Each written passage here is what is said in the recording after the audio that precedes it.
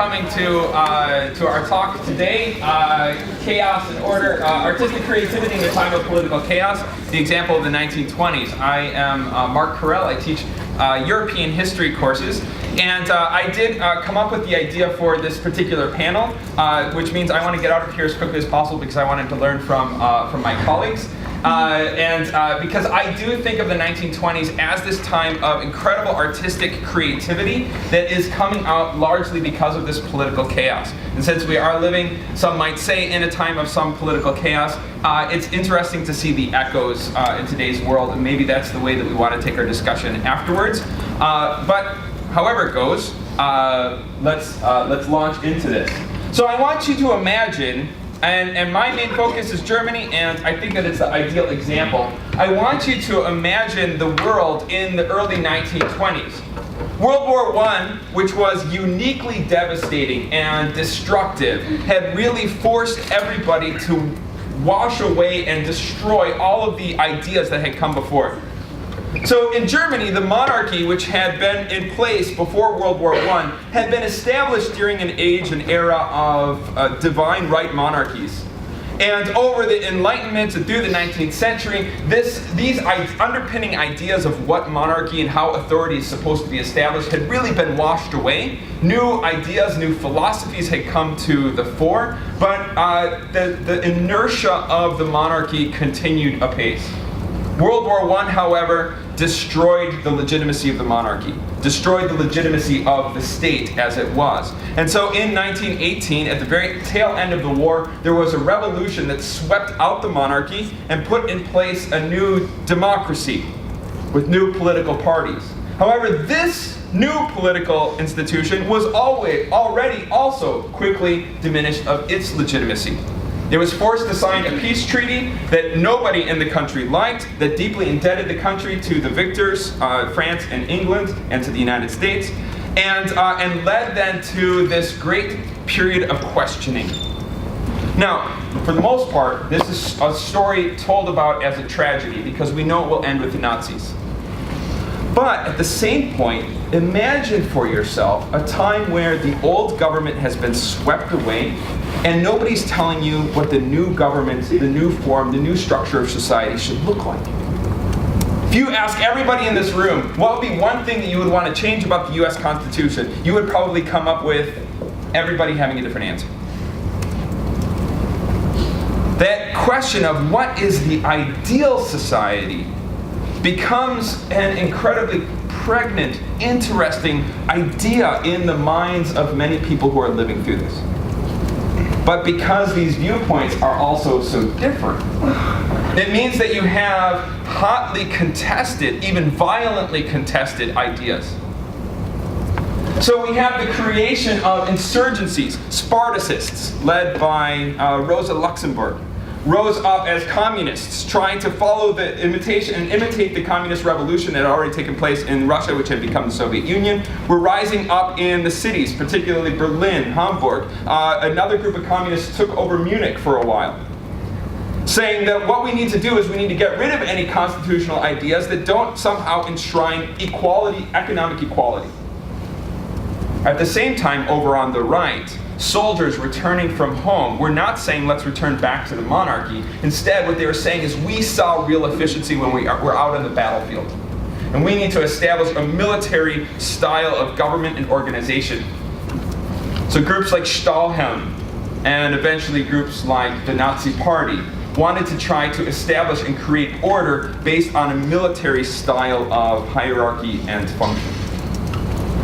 All of these groups, right, not only the left and the right, but even the centrists, had their own paramilitary organizations going out and fighting and showing with their fists what the New World Order should look like. So you have the Spartacists rising up. Eventually it'll be the Rote Kampfverbund, the communist organization that's going to have organized crime and violence in order to help usher in a communist revolution. On the right, you had the Stahlhelm originally turning over into the Sturmabteilung. You guys probably know these as stormtroopers, right? The brown shirts of the Nazi Party.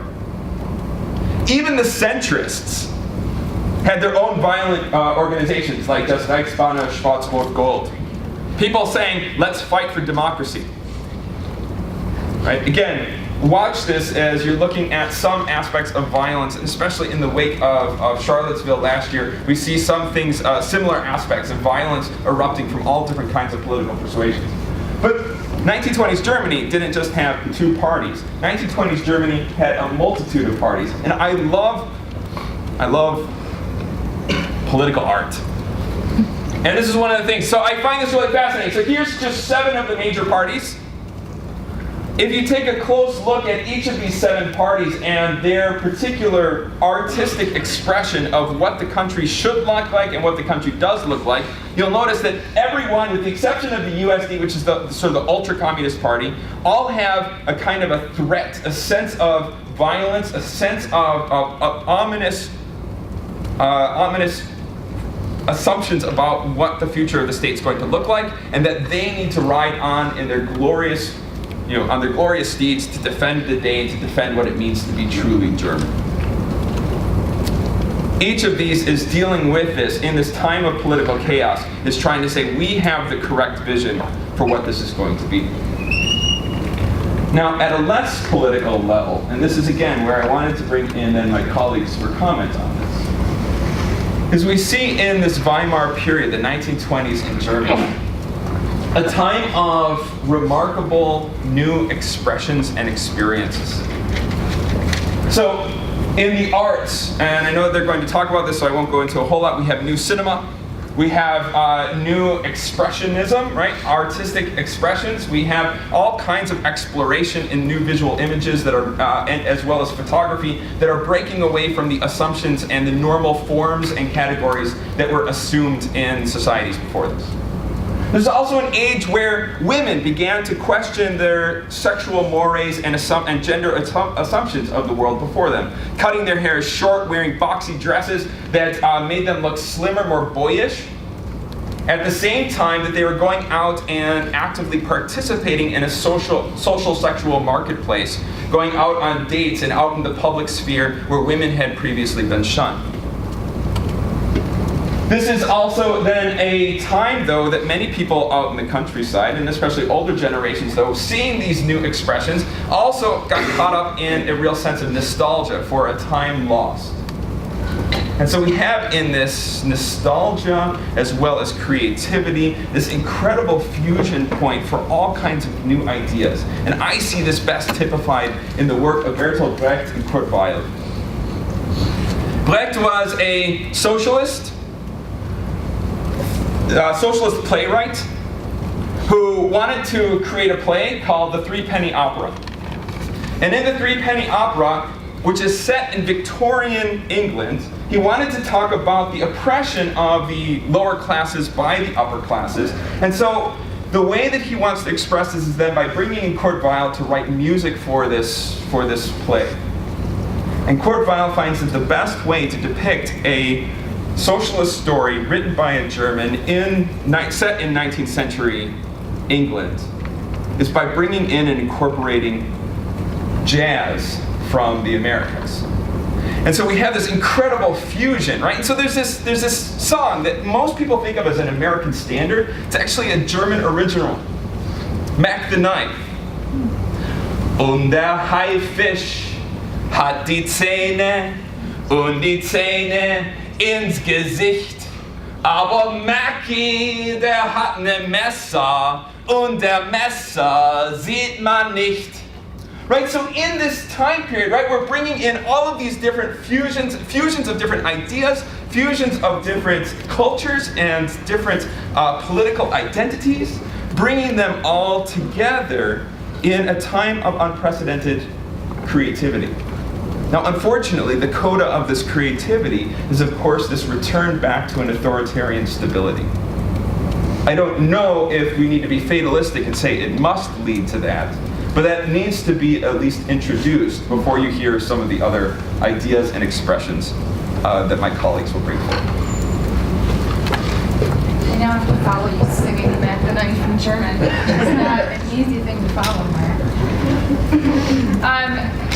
So when I give this film lecture, and this is an abbreviated version of the film lecture, I try to talk about historical context before I do, but not being Dr. Correll, I I don't have all of his insights.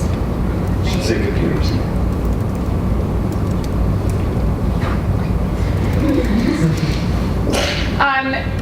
So as Dr. Correll mentioned, and as he showed you a picture from Metropolis, Metropolis is directed by Fritz Lang, and Lang, along with, and he's heavily influenced by Brecht and others, Lang is interested in capturing what is the German word is Zeitgeist, the spirit of the times.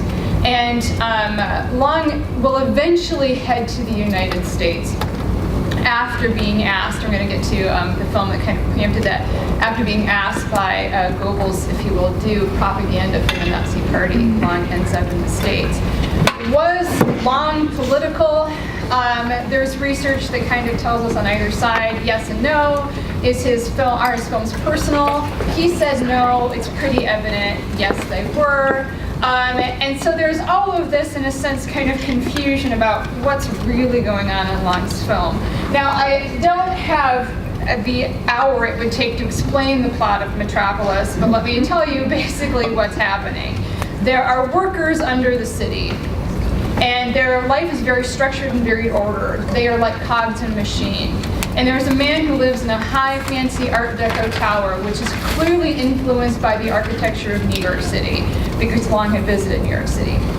And then there is this very important man's son. And there is this theme running throughout the film, which is that in order for the hands, the workers, and the head to get together, they must be connected by the heart. So this long plot with a robot that gets burned at the stake, that's actually in the film, all of that happens in order to connect the head and the heart. Now, you can understand from what Dr. Correll told you why that might be a discovery point in this era in Germany. So let's talk instead for a while about how that manifests itself in the way that the art looks. And because this is one of those things that really bothers me, let me see if I can change the aspect ratio to be more correct, because it's driving me crazy. Yeah, thank you. What we're going to watch is a little bit of the, he's kind of the mad scientist of the film. It's a silent movie, so I'm not going to, you can kind of do the music. This is near the beginning of the film, and you can see the workers leaving. You can see these really strong architectural lines. It looks very structured. It looks very new. All the cool Art Deco. It's a very futuristic city. Now, this film is made in 1927. So this is really, really avant-garde at this time. This is just really new stuff. And the same year in Hollywood, The Jazz Singer will be released, which is the music that, or the musical that makes sound and film married together and in sync popular. And so sound films are going to have to come forward. Hollywood's going to have to produce them. But this kind of art is really stunning. And remember, this is a bad YouTube copy, not a really beautiful print, which would have been projected twice this high in a movie theater, which is, you're used to seeing maybe a cowboy on a horse, right? There were some other really interesting films of the time. There's a whole series in Germany of and I forget the German term of mountain climbing films. But this is pretty visually stunning. Now, this is probably a clip that you have seen before, which is the workers and since leaving the factory. They look like machines. They move in a very mechanical way. So it's expressing something. The plot, while it's important, is not as important in this film as the visual elements, which are the really strong pieces of it. Nobody goes back to Lang's work and goes, boy, that plot though, isn't that just beautiful? No, they go back to the pictures, because this is silent film, and this is the height of the silent film era. So the pictures themselves are what we're really studying, pictures in motion. So there is an idea or a thought that pictures in motion are similar to sculpture. And I don't want to get too far into Professor Rinck's school, but the idea that if sculpture is three-dimensional, that films are three-dimensional in that the two-dimensional image is given a third dimension, which is time. So over time, the two-dimensional picture develops. The way it moves, in a sense, gives a sense very similar to sculpture. So the way that Lang's movie moves and looks is really remarkable. And it captures an idea. So you'll notice these things that Dr. Correll was talking about, these different parties, the left and the right, the workers, and the kind of conservative, old school, were kind of established.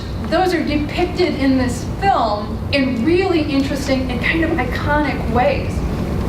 You'll remember this clip. It's used ad nauseum. It's used all the time. Now let's move ahead to another clip, which is embedded in the same one. We're going to see, just for a second here, we can see the workers at work at the machines. They look like cogs in the machine. By the way, this movie for you will drag on and seem very long because you live in an age of very, very fast editing.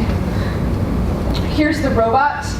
This is Robot Maria. He's going to make Robot Maria look like real Maria, who's the leader of the people. And anyway, a lot of that is politics, but just know that this robot's going to turn into a woman. And we'll have a feminist commentary on that later. No, I'll actually mostly skip that today, but there are lots of things we can say about that. And a lot of them have to do with the kind of idea of the new woman. So notice this is a special effects movie. It's new, it's interesting, it's exciting. It, by the way, even though it was science fiction, H.G. Wells called this movie silly, right? So visually it's beautiful, but as the plot, it's reflecting what Lang is going through. It's reflecting what's happening in Germany. It's kind of capturing the idea of it, but it's also mostly expressing a feeling.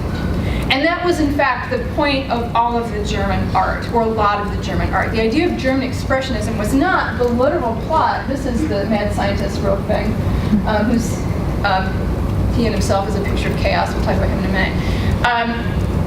It's expressing the way something felt. This is not a picture of how real life looks. This is a picture of how something feels. Another famous film from this era is called The Cabinet of Dr. Caligari, and Dr. Caligari is a nightmare. And it's not supposed to look like real life. The sets are supposed to look painted. The makeup is supposed to be exaggerated. It's not a picture of something realistic. It's a picture of the way something feels. And in some way, Metropolis really captures that idea. This is what it felt like to be caught in the middle of this idea, which is the workers need to rise up. But what about the workers' children? There's this whole plot at the end where they lose their children. They think that it's their fault. The workers think it's their fault that their children are dead. The children are safe, don't worry. And then there's this involvement of the church and these other things. And it's a picture of the way it feels to kind of be caught in this reality where we're not sure what is true and not sure what voice to trust and hoping that something good will come from it. And at the end, what Lang says is there must be something that mediates the head and the hands, the thinkers and the workers, and that thing ought to be the heart. It's kind of a vague moral solution, but the solution is there nonetheless.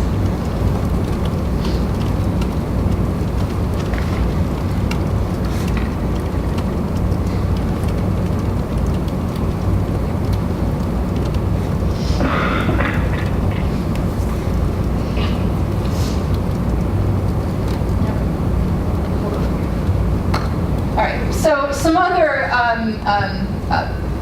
examples from either side from Metropolis. We have the structure. Notice the symmetry of the image, which is to your left. Notice the way it looks very orderly. And then we have this depiction on the right, which is a part of a dream, a hallucination that the main character has, which is filled with a lot of eyes. We have a lot of order and we have a lot of chaos. This is reiterated throughout the film. We have a lot of order in the workers, and then later when there's a riot, we have a lot of chaos. And then we even have in just this one still, that box. We have the richest ruler, we have the robot, which looks very orderly, and then we have this person here, which look at even at his body language. He looks in a sense like a picture of chaos. He's the mad scientist, Wolfgang. He's going to help and hurt in some ways. He's kind of a magician. He gets pushed off of a cathedral at the end of the movie. He also is a picture of chaos. Is he leading to some good? Maybe. Is he really just perhaps a picture of what's happening right now? Yeah, he's a depiction of chaos standing in the middle of order, and that's reiterated throughout the entire movie. It is a picture of chaos. This is another Fritz Lang film. This is M.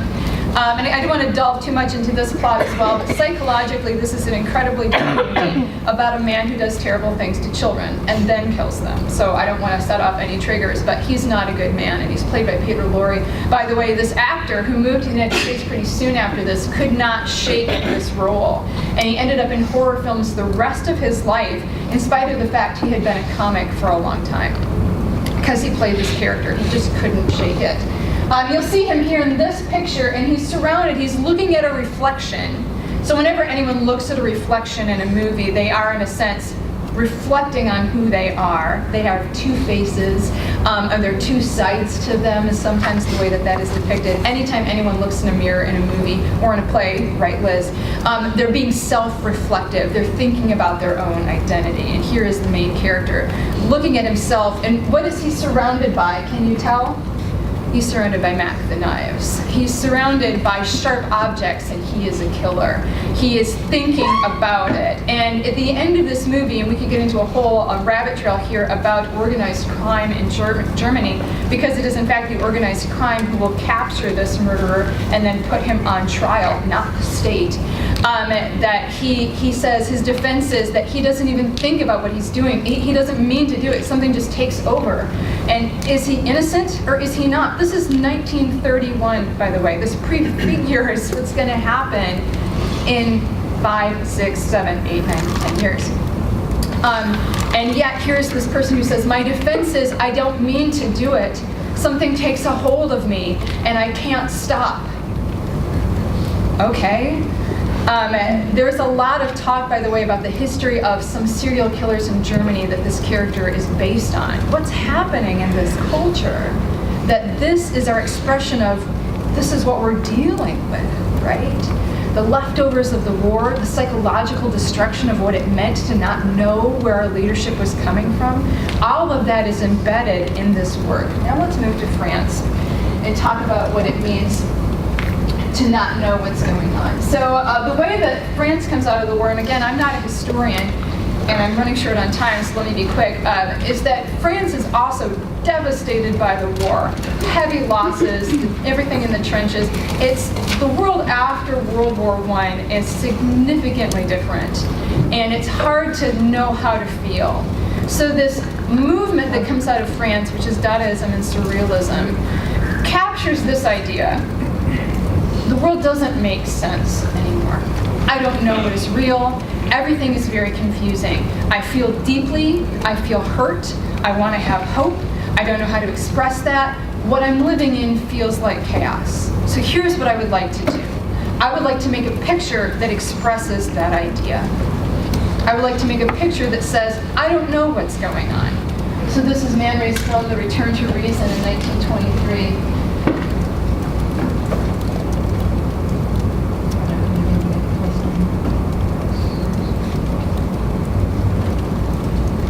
Nope, sorry.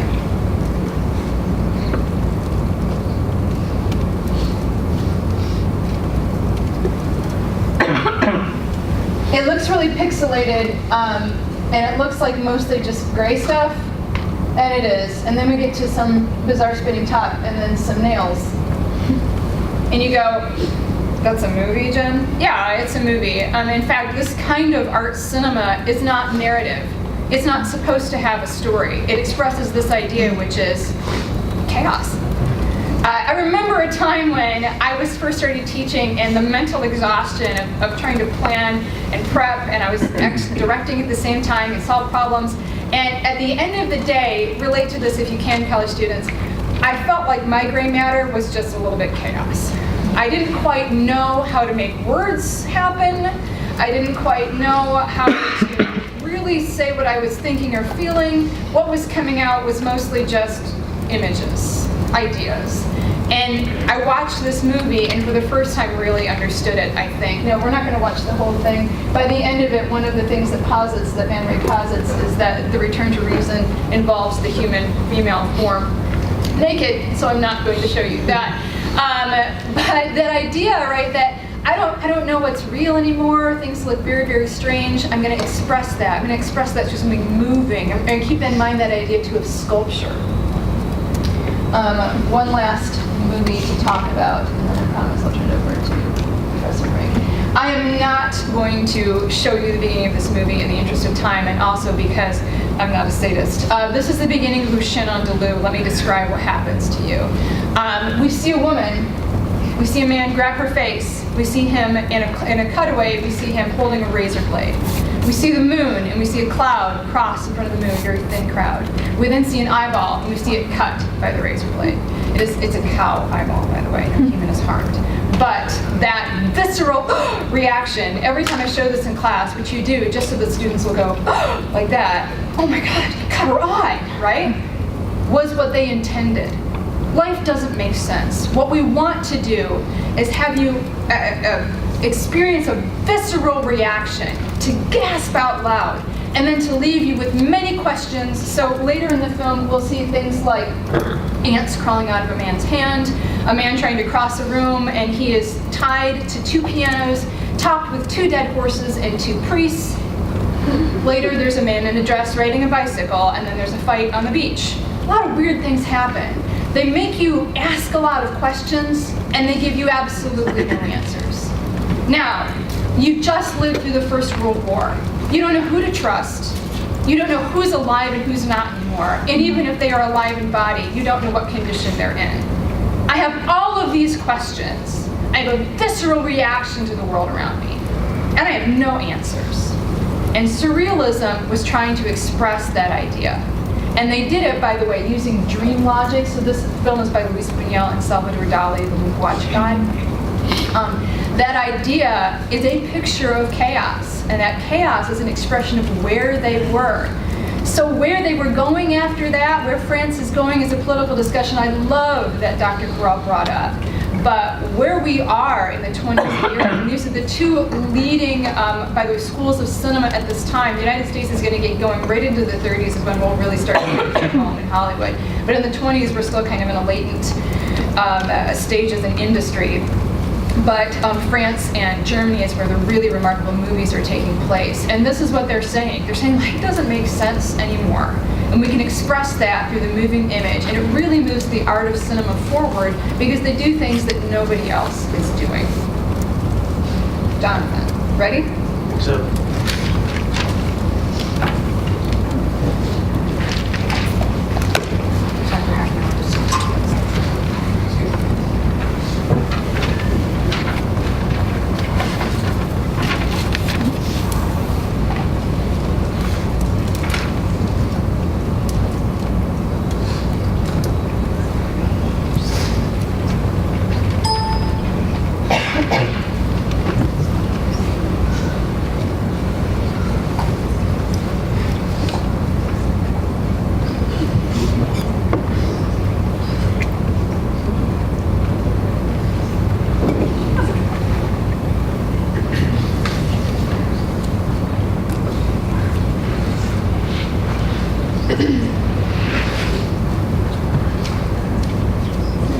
Things are going to be cropped a little bit, but that'll underscore the whole theme of chaos, I guess. Just leave that. So I'll be talking about Dada, just to clarify for anyone who doesn't know. Dada is a movement, it's not a person, a common misconception.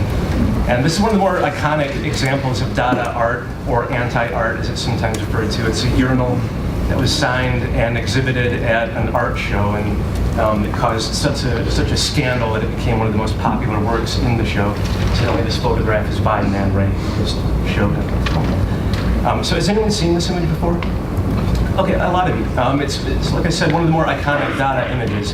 And I think Dada is generally, for good reason, written off by a lot of people as ultimately meaningless art, but I would suggest that maybe there was a little bit of content behind it, a bit of substance.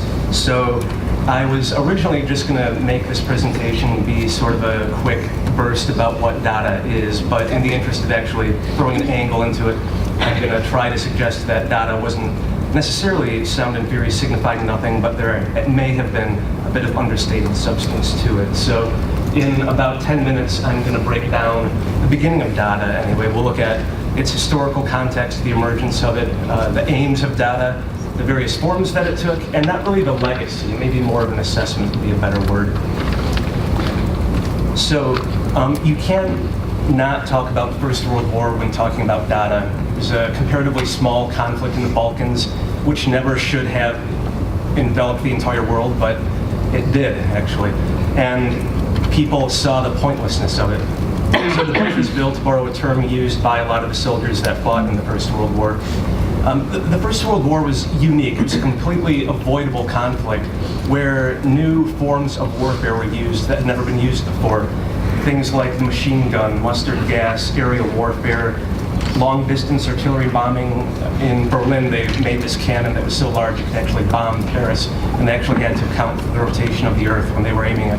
And the first shots that were fired actually landed in the Tuileries Gardens, destroying a bunch of sculptures, interestingly.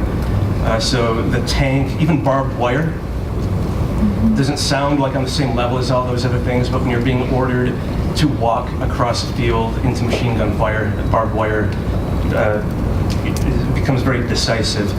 So in the end, 10 million were killed in action, 20,000 were maimed and wounded, and shell shock was understandably an issue. In fact, has anyone read All Quiet on the Western Front?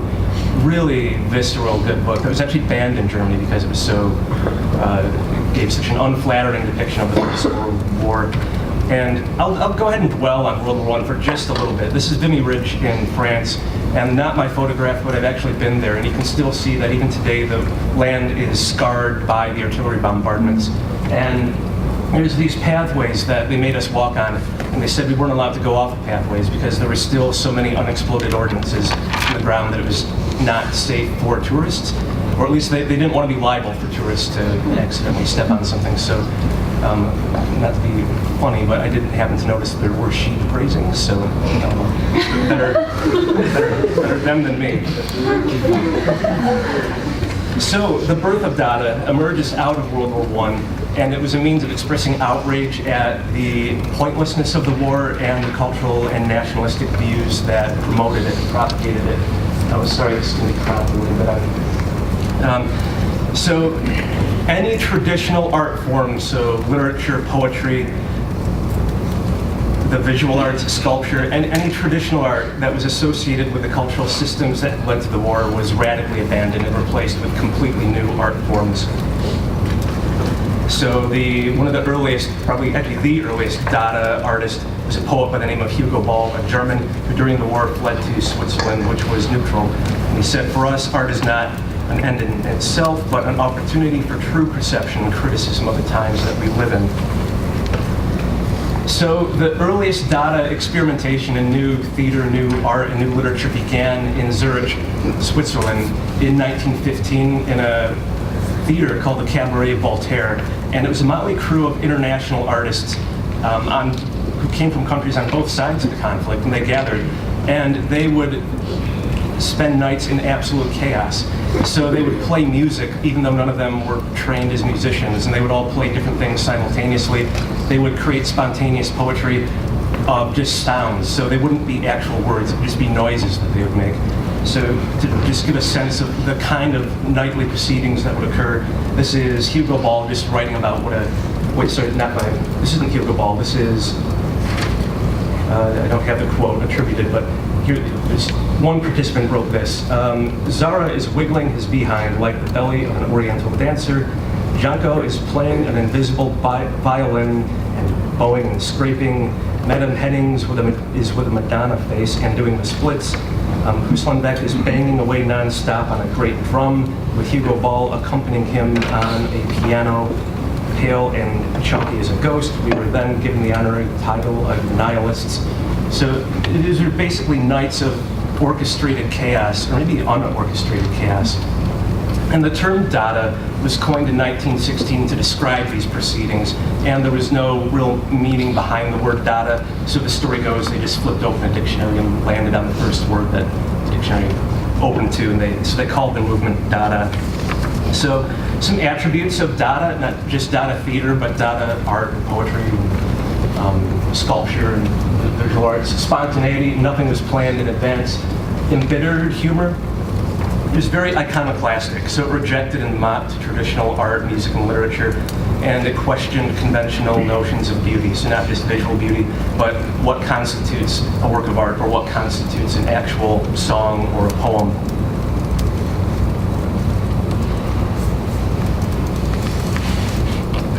So here's an example of early Dada poetry. This is Hugo Ball reciting, or about to recite, his poem Caravan, and I'm pronouncing that a little bit wrong, but so it means caravan, and it's a sound poem. So the words actually mean nothing. They're just sounds that roughly are meant to mimic the cadence of a camel kind of plodding along the desert. And actually I don't think I have time to play it. So this is a completely new form of spoken word. They're not words, they're literally just sounds. In terms of the visual arts, you had experimental works like this by the Dadaist Jean Arc, who later became a surrealist, who completely abandoned traditional notions of beauty to create this. He just randomly tore up sheets of paper and let them drop on a canvas and then affixed them however they fell. Or at least that's the story that he told. To me, they seem to have fallen very conveniently at what he needs. But so the story is, he had no actual mental agency in actually creating what we see here. It's just the randomness of the laws of, well, as the title implies, the laws of chance. So Dada in Germany becomes a lot more politicized, a lot more biting. So after World War I, Germany entered a phase of political chaos, and artists in particular became disillusioned when the ostensibly socialist government proved to offer less than it promised, and they turned to art as a reaction against what they perceived as a failed government and a failed culture. So unlike early Dada, Dada in Germany is a lot more politically oriented. It's a lot more like satire. So it was brought to Germany by the Dadaist Richard Husenbeck upon his return to Germany from Zurich, where he was part of the Cabaret Voltaire. And German Dada was very figurative, so there were recognizable people that you might see in a Dada painting. It incorporated found objects, so just random things that these artists would find on the street, they would assemble into these sort of collages. Actually, and quite literal collage was often used. So newspapers were cut up and the imagery was reappropriated to mean different things.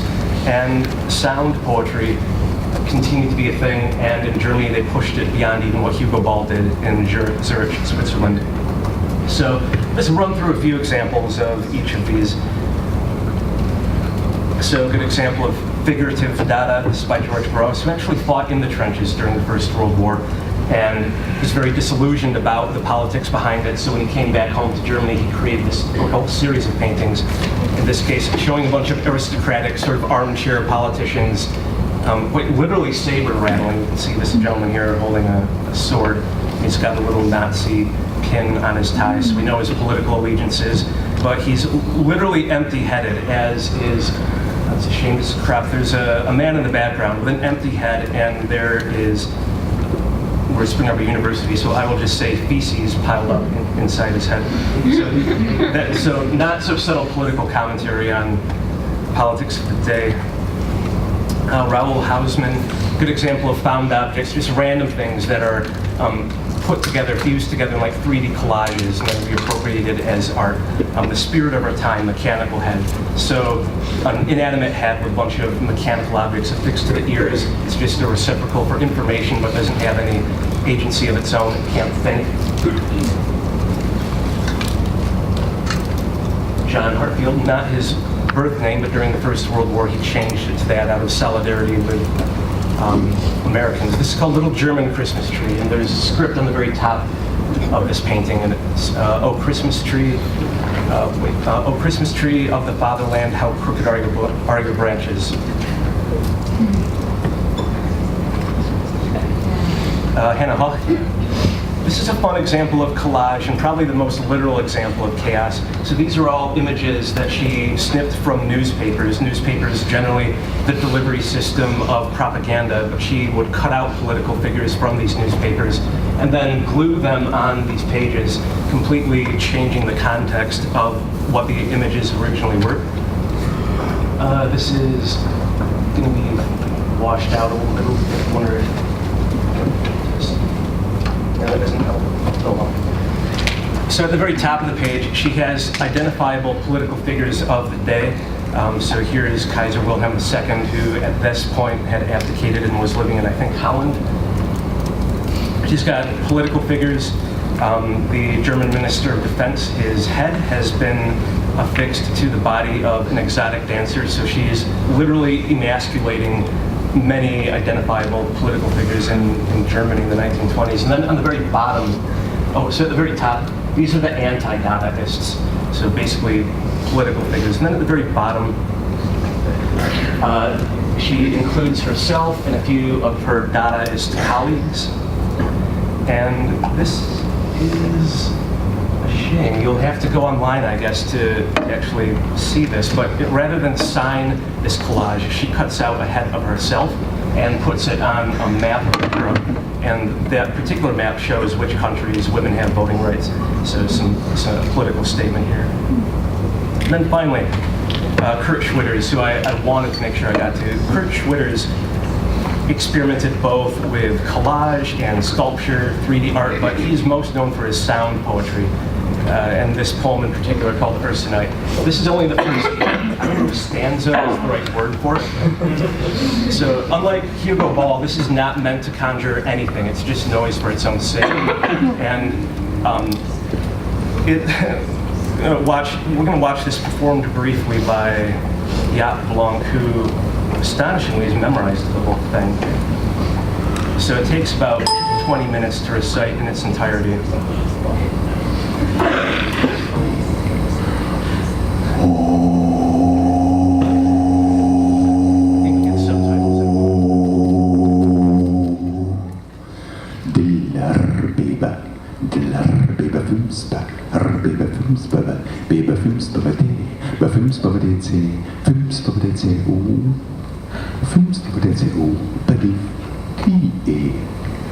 Det er sådan i evigt løfter til juka. Rinske baby ønsker møde, og det ønsker møde, rakt baby. Rumftilfter. Right, so he's not making this stuff up as he goes. He's actually memorized the entirety of this. And it gets, like there's room for interpretation depending on who reads it. They can do it their own way. He gets pretty intense. I'll skip ahead a little bit.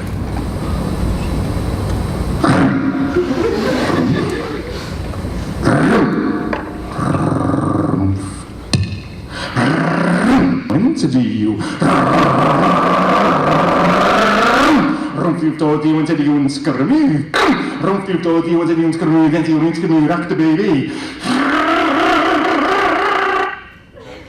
He's really going for it.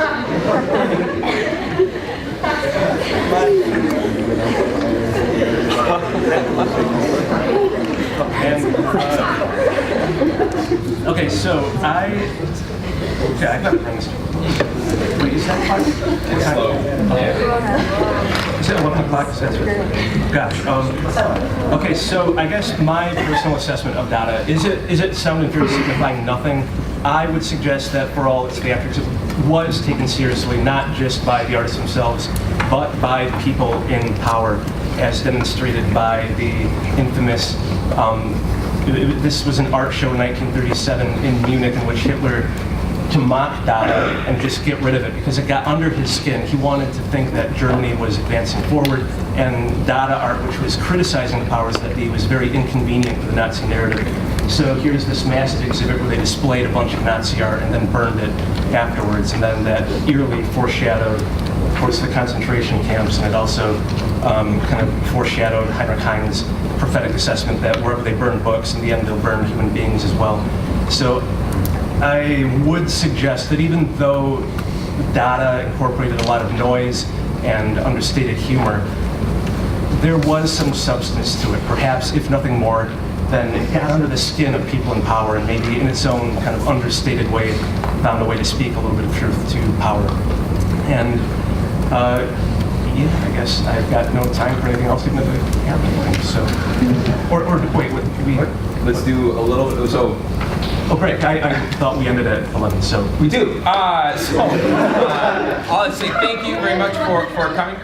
We do recognize that some of you may need to exit out, but there's no meetings right after this, so we're free to take questions or any concerns or thoughts on your part. It's 11:15. So So you do have time. Ask questions. Chaos! Chaos!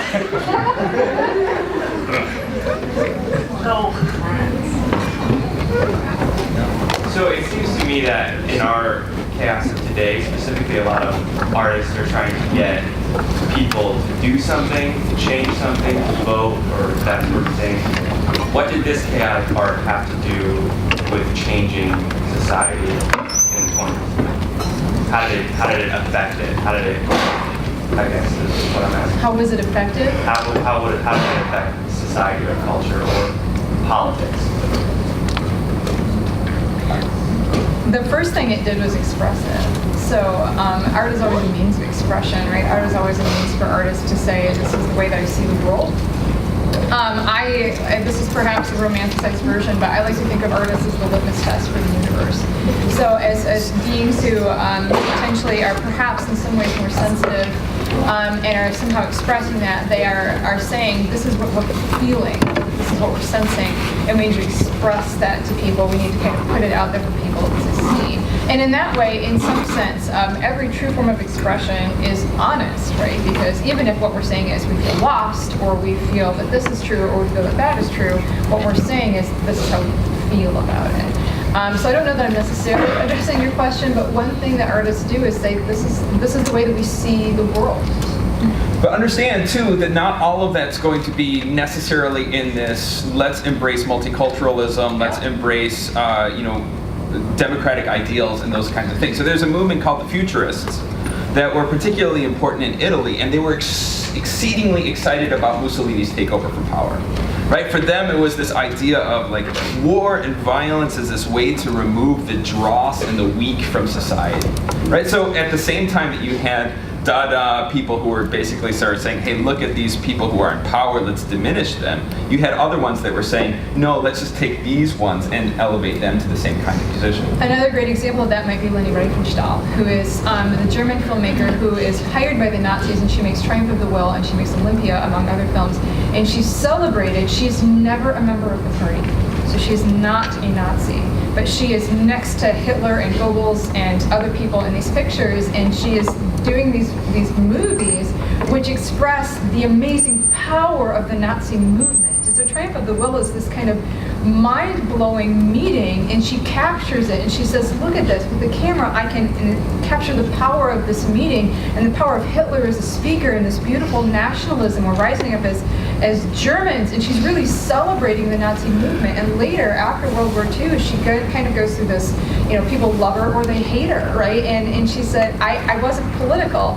Well, could you actually not be political? No, I was just there to express my art, to capture something. And her life is kind of a story of that kind of weirdly political. I ended up on the wrong side of history, and I sided with these people, even though I'm never a member of the party. I'm a artist who is saying, look at the beauty of the human form. Look at the beauty of the Aryan race. I'm going to capture it in these beautiful moving pictures.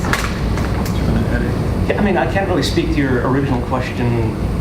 The Dadaists, I wouldn't really say they affected the politics, but more like Jen responded. It was more a symbol. It was them just feeling the need to express distaste at how things were going. As for the Dadaist own political leanings, they did lean emphatically to the left. So there were these manifestos championing communism. Of course, communism hadn't had its history at that point of utter failure. I think the real legacy of the Dada movement wasn't so much in politics, but more just in the visual arts, because then it gave way to surrealism. And then in America, post-World War II, people like John Cage began riffing on what Hugo Ball was doing with kind of this spontaneous sound music. Even today, Yoko Ono, who was part of the Fluxus movement back in the 1960s, was inspired very much by Dada, and she's still doing Dada-inspired performances. So I guess the enduring legacy of Dada artists wasn't really in politics, it was more in the visual arts itself.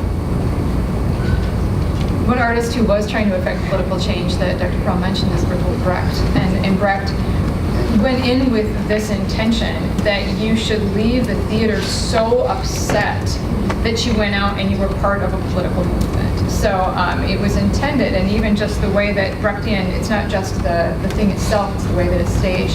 So Brechtian actor breaks the fourth wall, and they usually comment on their character.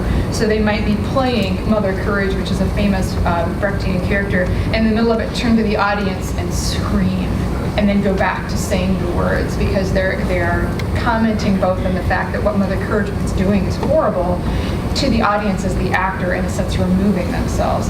So Brecht wanted the audience to leave a play and go, that was so upsetting, I have to do something about it. Any other questions? With like almost a demand of like needing some type of meaning to such, is the like aspect of the silent movies, of the like visual need and just the randomness of the Dada art, is that like appreciation almost lost nowadays?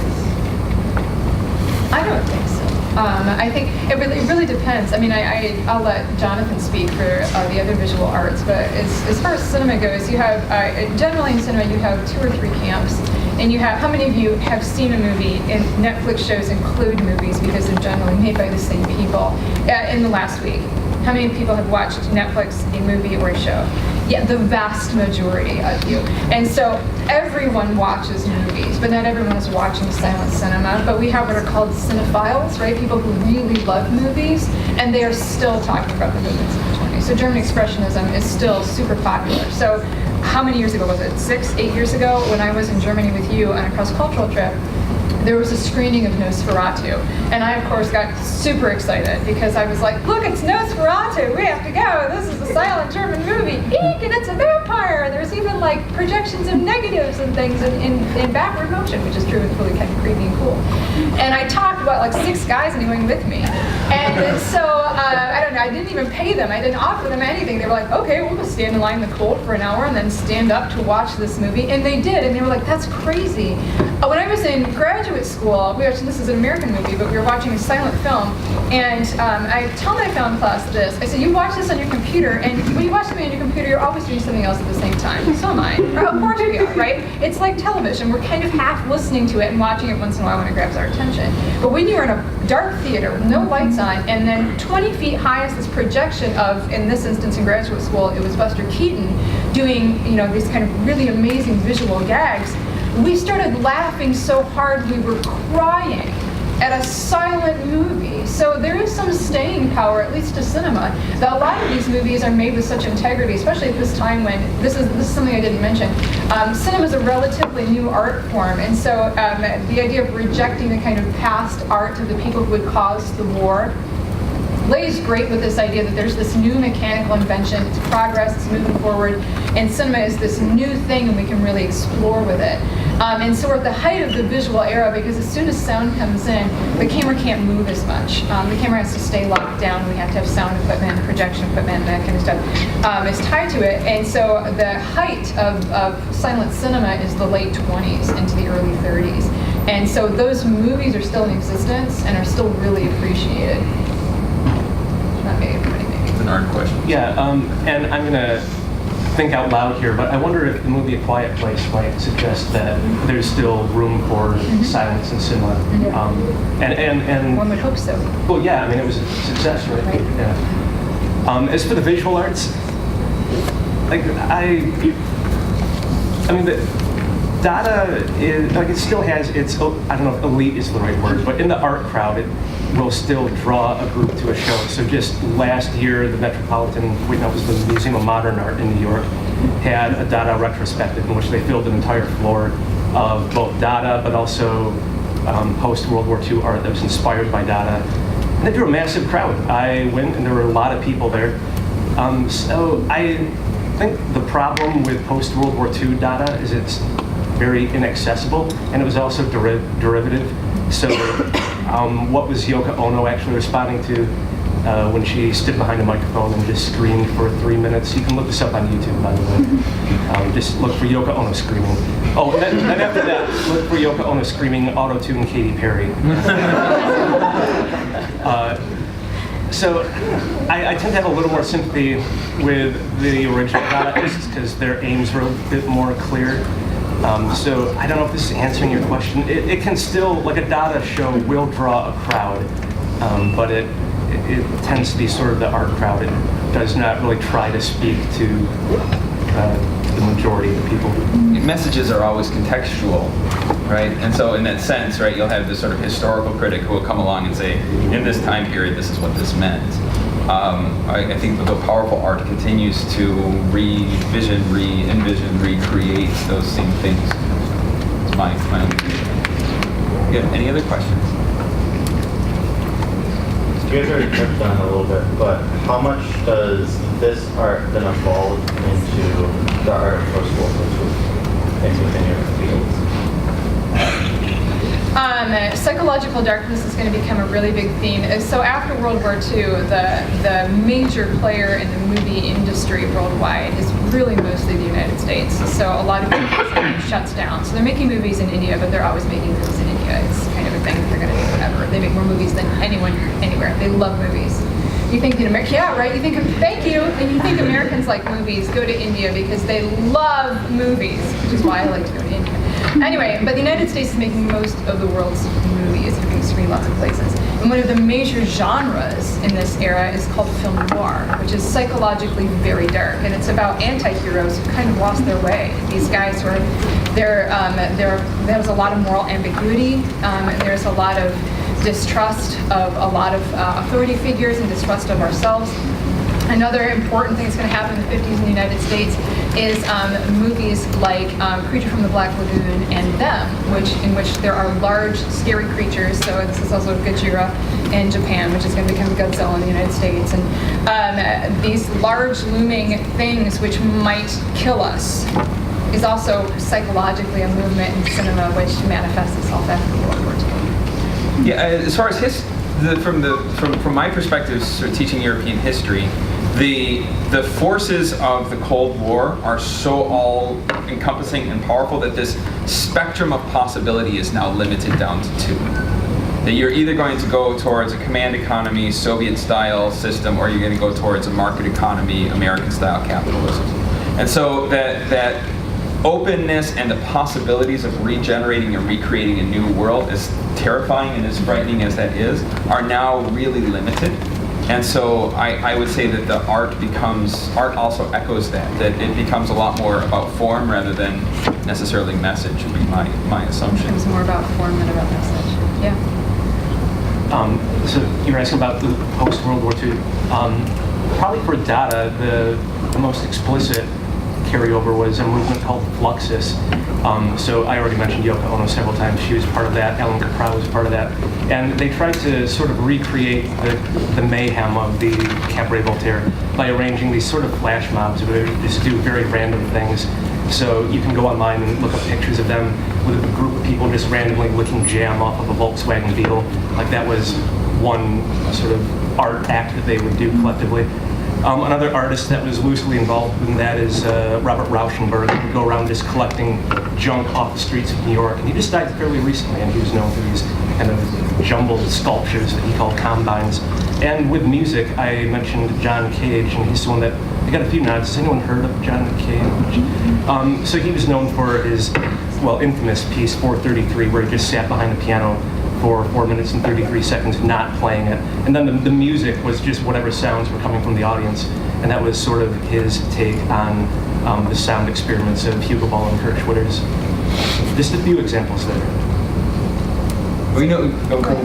I was just going to ask you guys, so here's a question I have for you as we're thinking about, right, like chaos, political turmoil, we're not sure what voices to trust, or have a lot of things that we want to express, because one of the things we know about the zeitgeist of our times is that people feel pretty deeply about a lot of issues.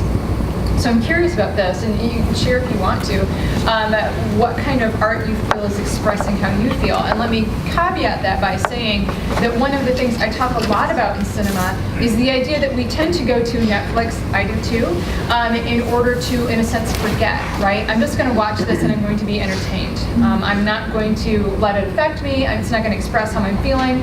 I just want to forget everything and watch 17 episodes of House Hunters in a row.